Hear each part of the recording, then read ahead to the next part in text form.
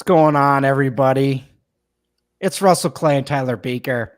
We are without Rob this week, though I did sneak it onto his Twitter, the Bet'em and Pick'em show. Rob was at the Steelers game last night, that poor soul. We are doing the Bet'em and Pick'em for week 14. I am Russell Clay. This is Tyler Buecher.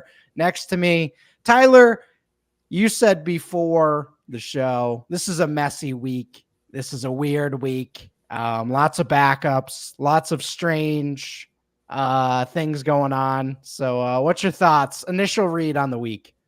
Well, we've been typically getting a lot of unders this season. Now we have weather playing a factor in this, with multiple games experiencing a 10 plus mile per hour wind or greater.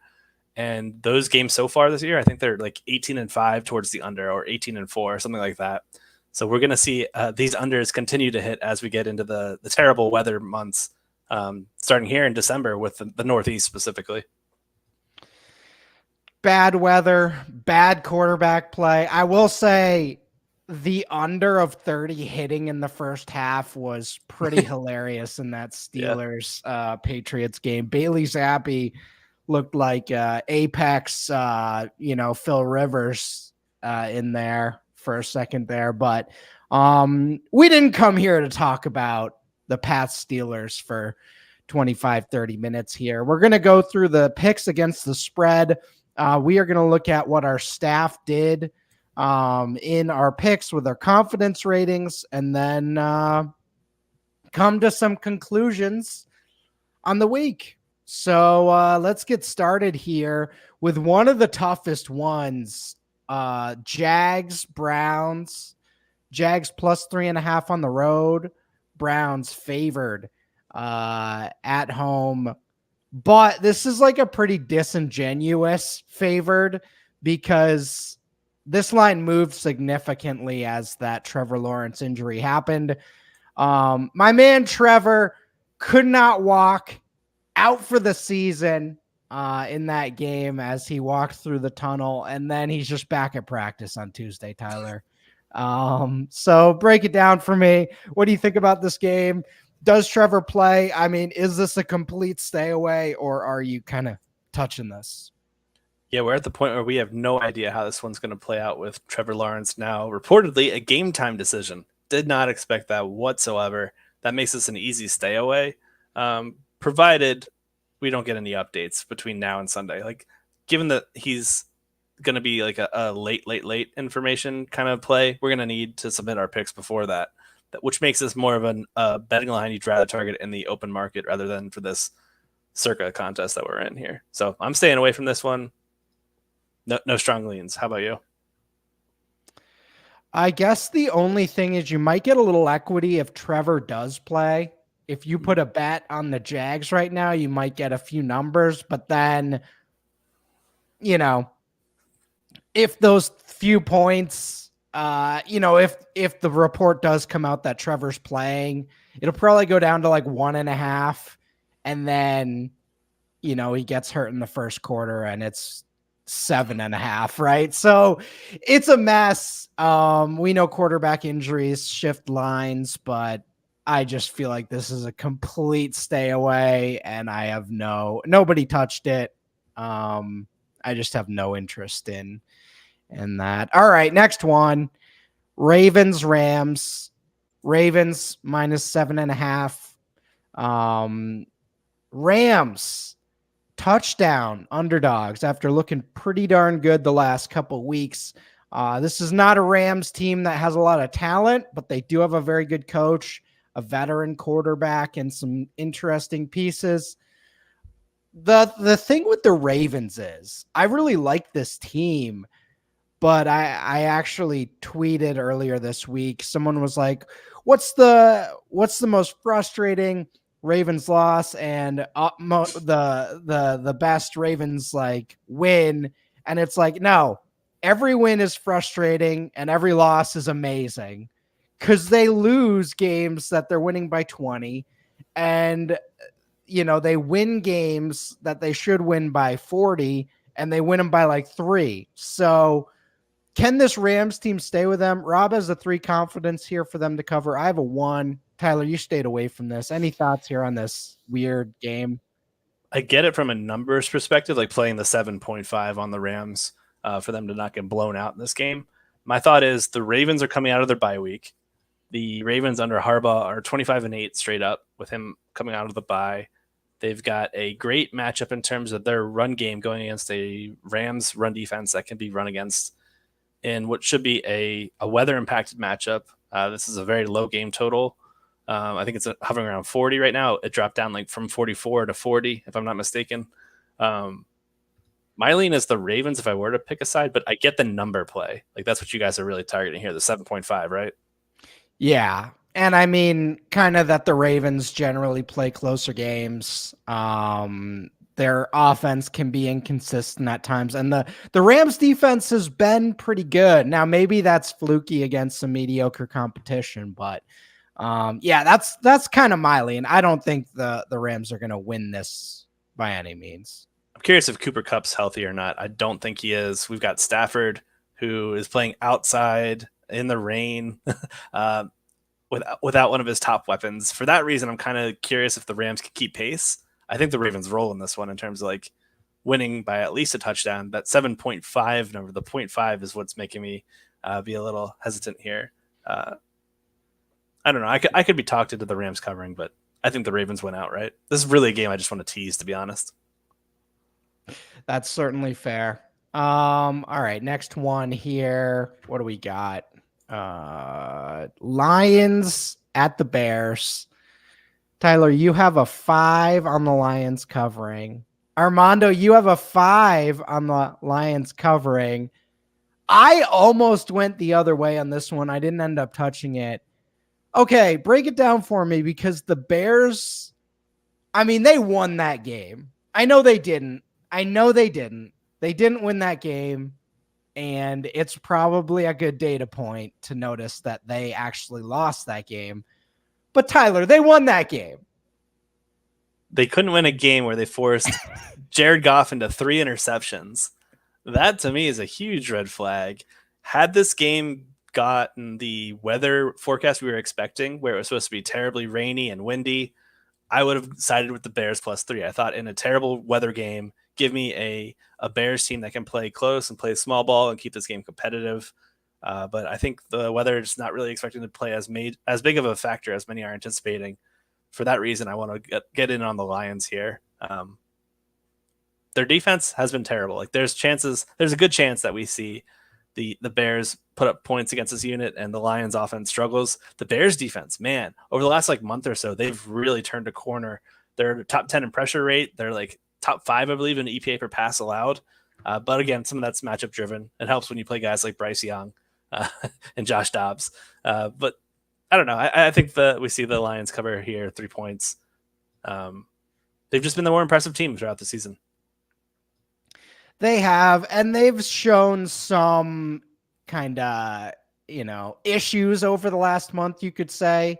Kind of let the other team back in the game last week, but when you watch them when they're moving in the right direction, Amon-Ra St. Brown is really tough to cover. Sam Laporte is really tough to cover. Now they have this Jameson Williams factor that for fantasy, we talk about it every week, how he's not really in a fantasy position, but tactically, that's a nice piece for them to have. I mean, once or twice a game when teams aren't expecting it. That's a really nice piece for sports betting.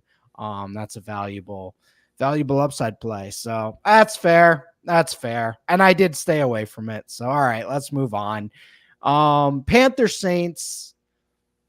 Saints 5 point favorites at home. I want to fade them right now, but I can't. And everyone stayed away from this game.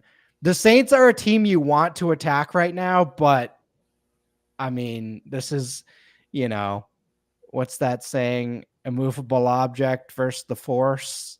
Panthers on the road. Bryce Young, no coach. They're just flailing out in the wind, Tyler. Yeah, and they might have X Factor Taysom Hill no longer looking likely to play in this one after DNPs to start the week. I'm just going to sigh when we talk about this game because I'm kind of with you. I think this could be a game where the Panthers cover. These two teams played each other super close, and I think it was week two's like Thursday night football or one of the primetime night games. And we saw it was like a field goal difference in terms of how this game played out. Panthers are a very, very different team from week two. Same for the Saints. I mean, they didn't have Kamara in that matchup, and the Saints' run game could not get going against Carolina. It's been like 10 plus weeks now. They're very, very different teams. So I don't want to take that into too much of a consideration. But my argument against the Saints is like they're down Marshawn Lattimore. Marcus May has been injured. Cameron Jordan's been banged up and beat up. There's a chance that we see the Panthers team play small ball, lean on the run game. Chuba Hubbard's been leaned on pretty heavily these last two outings. Maybe they're able to squeak by and cover. 5 points is no man's land. So for that reason, I'm staying away. The other factor here is this is not a normal one-win team, Tyler, because they don't have their first. Inside that organization, they are shitting bricks right now. This is bad times, dude. And, I joked last night like they should bring Tom Brady out of retirement just to win these last couple games. This is bad. I don't remember the last time this happened. Has this ever happened where a team loses the number one pick because they traded it preseason? I'm sure it's happened before, but I mean, Dave Tepper's just that forehead and bald head's got to be just, red as Santa's cheeks. So this is bad news. So this is a bad game. I will say there's a lot of bad shit going on around the Saints as well. I think that team's given up on Dennis Allen. I think the Jameis, Derek Carr thing is a disaster.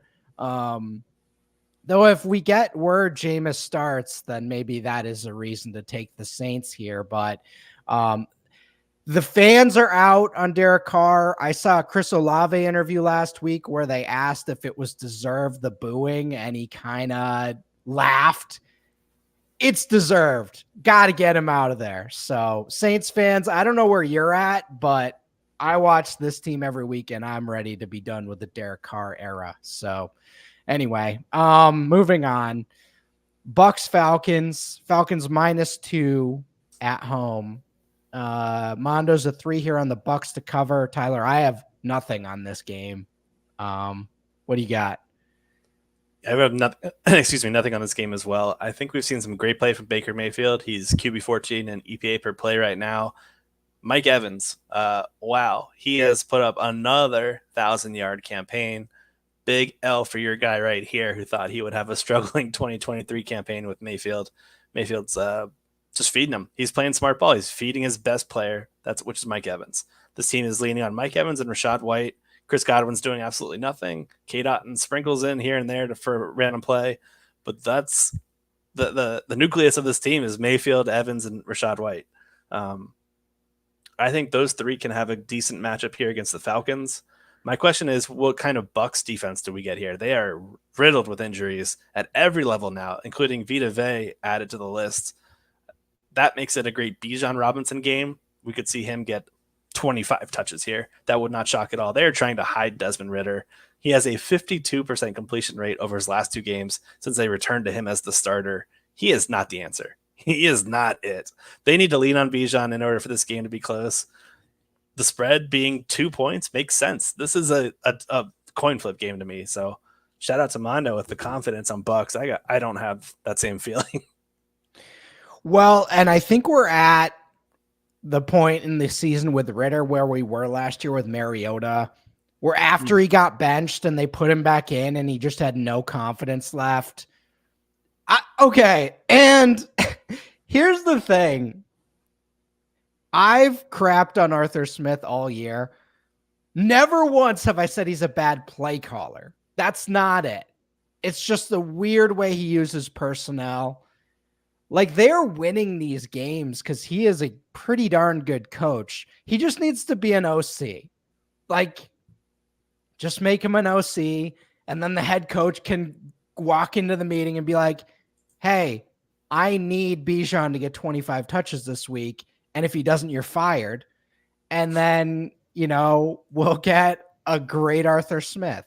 So I do think he can figure out a way to win this game, but God, these NFC South games are abominable. All right, moving on to a fun one. Colts Bengals, Tyler. This one's really fun. Mondo has a 4 on the Bengals to cover. You have a 2 on the Colts, and I have a 2. And this is a pick 'em, so cover means win. All right, so the Jake Browning, I got egg on my face, Tyler. Is this real? Or is this, I mean, he looked better than he did in his final year at Washington by a mile. I mean, he looked great. So is this real, or are the Colts and Gardner Minshew going to plow through this? 4.1 average depth of throw. That was Jake Browning's yards per attempt, basically, on his game this past week against the Jaguars. 4.1 average depth of throw. That's insanely low. The lowest among all quarterbacks this past week. He is literally dinking and dunking. And he's got a guy named Jamar Chase who can put up almost 100 yards of yak. He had 96 yards of yak last week. If he can do that for him week in and week out, yeah, this game's going to be competitive. I have my reservations for that for sure. This Colts defense is not fearsome. They're probably going to be once again without that round 2 cornerback Juju Brents that they added, leaving the secondary pretty thin.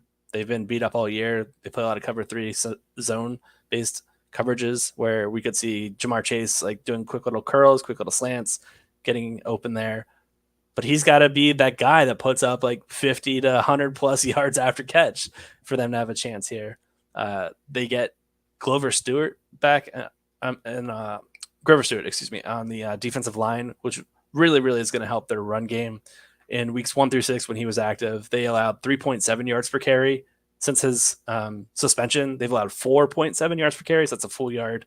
I'm expecting him to shut down Joe Mixon, making this offense one-dimensional. And when you've got Jake Browning one-dimensional, we're going to see just 3-yard pass, 4-yard pass, minus 2 yards on a screen. Like, it's not going to be consistent whatsoever. So I like the Colts here because I think they have the far better matchup in the run game and the pass game to just lay it on this Colts defense, this Bengals defense. Really like what we saw from Zach Moss last week in terms of volume. If we can get that same volume here against the Bengals defense, which is like bottom 6 in yards per carry allowed opposing backs, Moss is going to go off. I would not be shocked if he hit 80 to 100 yards for catches. Moss is that, what do they call it? Like a post lag kind of player where everyone was on him last week as the chalky DFS free square. This is the week where he actually goes off. And then Michael Pittman, my goodness. They just put Cam Taylor-Britt, one of their starting corners, on IR. The safeties they've had, like they reshaped their secondary this past offseason. It's not working out. I think the Colts roll in this one. And they're a team that I kind of want to add into some teasers right now because I'm seeing like Colts +2. I think they should be favored here.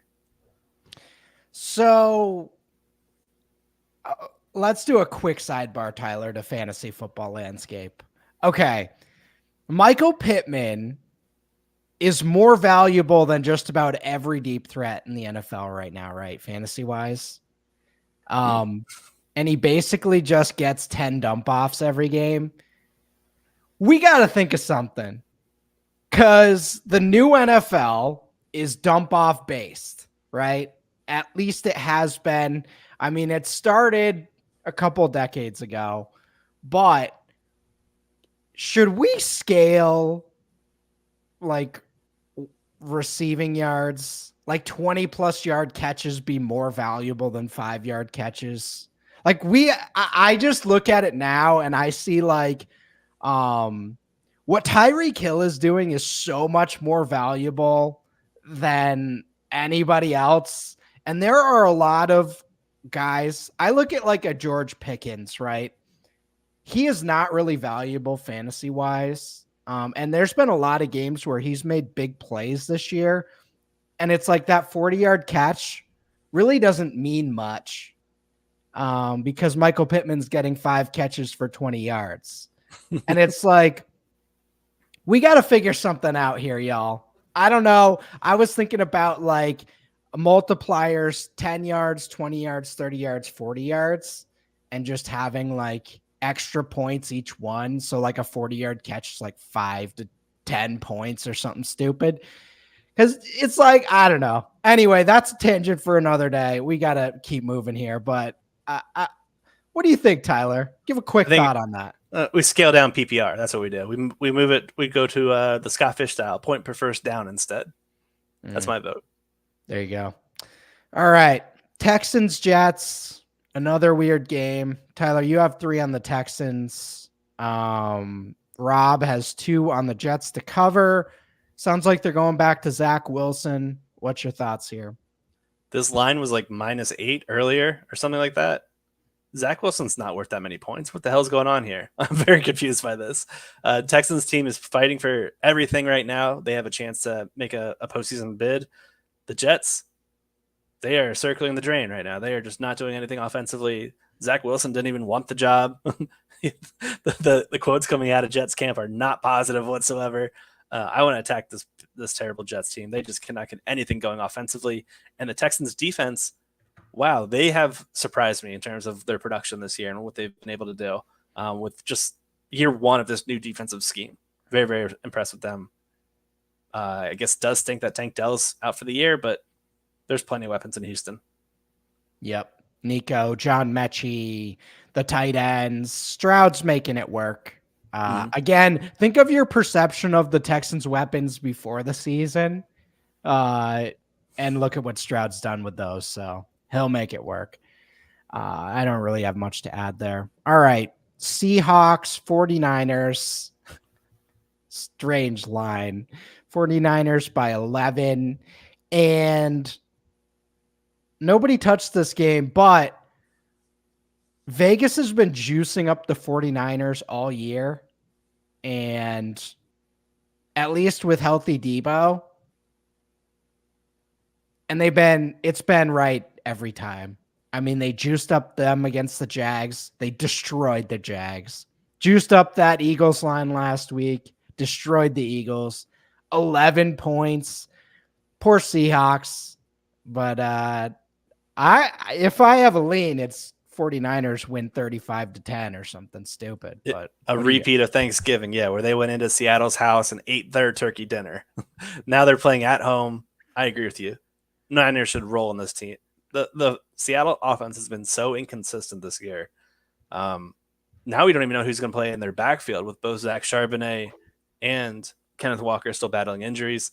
If it's DJ Dallas, game over. We don't want a one-dimensional Seattle passing attack just dropping back every snap because we're going to see Geno flattened.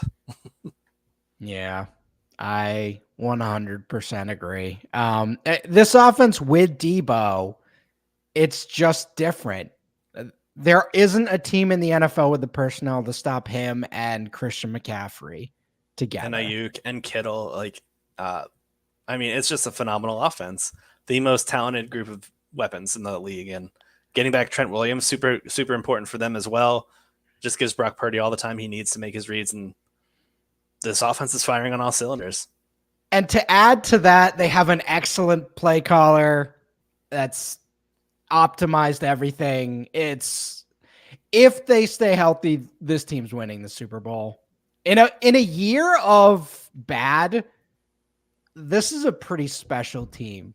So, yeah, I'm in. Vikings, Raiders. Vikings 3-point favorites on the road, Tyler, with Josh Dobbs.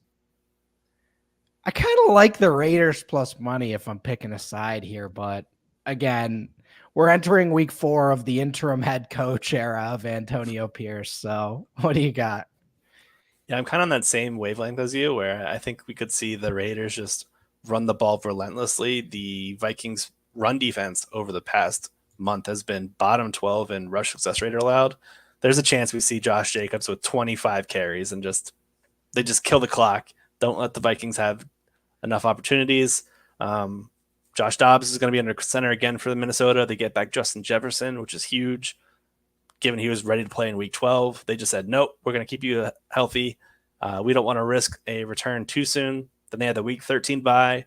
So I'm expecting him to come out without any type of restriction. And this Raiders defense, they just dropped Marcus Peters right before their own bye. Now they've got a bunch of bad cornerbacks to try to slow down Justin Jefferson. for that reason, I think there's a chance that they could hit an explosive gain and keep this game competitive. But I'm kind of with you. I think I'd take Raiders +3 if I were to pick a side. Ugly stuff. All right, Tyler, this is our conviction game. Broncos Chargers. Mondo's got a 1 on the Chargers. I have a 5 on the fade Brandon Staley train, and you have a 4 on the Broncos to cover. All out fade Brandon Staley. I mean, the game last week, they almost lost to the Patriots multiple times, 6-0. And then you look at the previous month, this Broncos team got beat up last week, no doubt about it. But I mean, I don't know, Tyler. I don't know. I think it's over for the Chargers. Like, they're talking about Austin Eckler kind of looks toasted compared to what he used to be. Keenan Allen, is one-man show right now. I don't know. It's hard to paint the Chargers in a positive light. It really is. And for that reason, I'm with you. I think the Broncos do well here. This is a game where I think the Broncos, I don't want to say they roll, but it's a team that I wouldn't be shocked if they won by at least a touchdown here. Chargers defense is very, very bad against the run. They're very bad against the pass. They have inconsistent pass rush. I think Denver just flattens his team. Maybe it's the end of Brandon Staley here. Gotta be. It's so weird to watch a guy like Justin Herbert be completely inept, but that's kind of where we're at. So I just feel like that's the analysis here. All right. Bills Chiefs, always a fun game. We're going to enjoy this one, Tyler. You didn't touch this one. Mondo has a 2 on the Chiefs to cover. Rob has a 4 on the Bills. Bills to win. +1.5. Mondo has Chiefs cover 1.5. Basically a pick 'em. What do you got? Nothing really. This is going to just be a fun, entertaining game. We've seen in years past, it comes down to whoever has the ball last. So that could make this very much a coin flip. I took the Bills in our staff pick 'em over on fantasyguru.com, but I mean, Chiefs at home, you can make that argument. They just haven't really been playing their style of ball. Joe Brady, though, I think he's kind of been a little bit of a lightning spark for this offense in terms of getting the Bills offense getting up and running these past 2 games.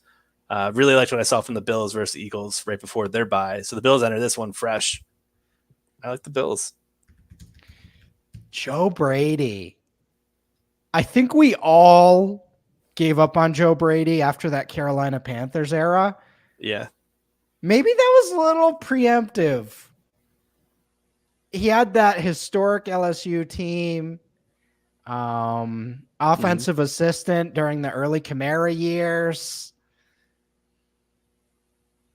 All right, I see the vision. Tyler. Yeah, and they've been looking real good the last couple weeks. So I don't really have a lean here other than I will say the Chiefs' confidence of me thinking they just win every game has finally run out. RIP 2018 to 2022. Every week I just pick them. Every year I just pick them to win the Super Bowl. The MVS thing is a disaster. Rasheed Rice does look good, but poor MVS, Mahomes. Sky Moore, Justin Watson. What are we doing here, guys? Yeah, it's bad. All right, next one here. Eagles +3.5 at the Cowboys. Nobody touched this game, Tyler. Any analysis here? Hate the line. I think Dallas wins at home, but I think they win by a field goal. I don't want to take Philly +3.5 though. So this team, this Eagles team, Tyler, where are we at with this team? Don't overreact. They played like 3 games in the span of 17 days. And their schedule over the last 5 opponents has included Miami, the Bills, the Chiefs, these Cowboys. They've played a murderer's row of competition over the last 5 or 6 games. No shit, they're going to lose some of them. I'm not expecting them to roll with a perfect record. People are going to overreact to the 49ers game, but like I said, they just played 3 games over 17 days, and one of those was that Bills overtime game where it was 80 or 90 plays. Like they were exhausted. I think people are going to overreact if the Cowboys win this week, which I'm kind of thinking they will at home. Dallas plays at home. But I'm not overreacting. I'm not calling for Marcus Mariota. Yeah. Oh God, David Carr. Come on, dude. I will say, Jalen Hurts is getting up like me after I play pickleball. He is kind of that slow when he gets knocked down or he slides. It's a slow moving get up at this point, but let's not call into question Jalen Hurts quite yet. He has like 13 runs. He is an RB1. Let's be honest. All right. And a QB1. But he's going to get 20 rushing touchdowns this year. Totally obscene. All right. Next one. Titans, Dolphins. Rob's a 5 on the Titans covering. Tyler, you're a 1 on Titans plus 13. Rob's a 5 there. Tyler's a 1 there. And I'm a 3 on the Dolphins to cover 13 points. I mean, the Titans have a pass funnel defense, but this is going to be a fun game to watch from the cover perspective because 13's a lot. What do you got here? Yeah, this is one of 2 Monday Night Football games. They're doing a doubleheader for some reason. Both games starting at the same exact time. Way to go, schedule makers. Makes no sense at all. Dolphins, so like you said, it's a pass funnel defense for the Tennessee Titans. Miami's offense should be able to throw at will against this group. What I'm curious about is how does Will Levis go drive for drive with this Miami offense is firing on all cylinders, where Vic Fangio's defense for the Dolphins side is predicated on preventing the big play. That's what Levis does. He loves to dial up the deep ball. I don't think it's going to be a great matchup for him. Like, I wouldn't be shocked if we got 2 picks from Levis in this matchup. I think Miami rolls. I truly do.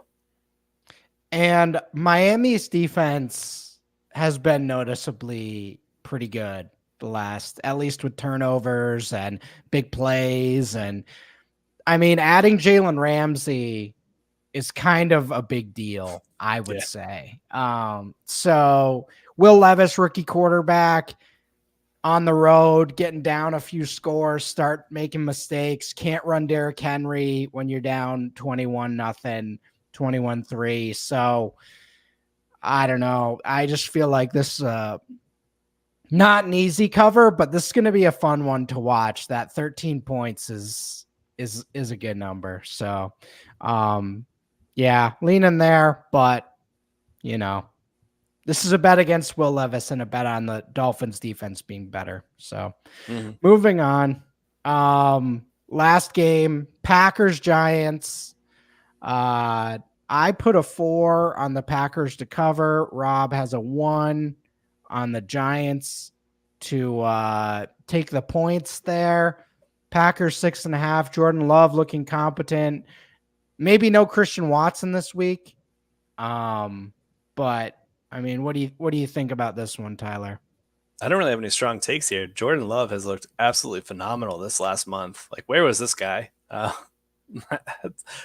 He now gets to face a Giants defense that has not been very impressive. They like to blitz. So if they can't get home, Jordan Love should be able to put up a big outing here. The one thing that's in the Giants' favor is they're playing at home and they're coming off the bye. So they're at least a little bit refreshed, but I don't really have any strong takes. You could talk me into Packers minus 6.5. I would argue the Packers have been a top 10 team over the last month.